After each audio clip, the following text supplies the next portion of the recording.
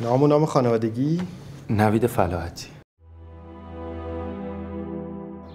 نقش مهمی قرار بازی کنی. باید عاشق بازیگری باشی. تو این مدت باید دور از خانواده‌تون باشیم، با هیچ کس در ارتباط نباشیم. اسم چی بود؟ نوید فلاحتی. فرهاد مدبر. هر روز سری کار باید انجام بدی، می‌نویسم رو کاغذ میندازن تو خونت. من باید چیکار کنم؟ حواست باشه عقب نمونی. اینا همشون بازیگرن؟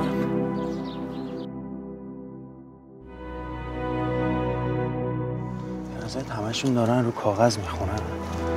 حرفای دلشون به هم دیگه رو؟ یعنی هیچ کدوم حرف خودشون نیست؟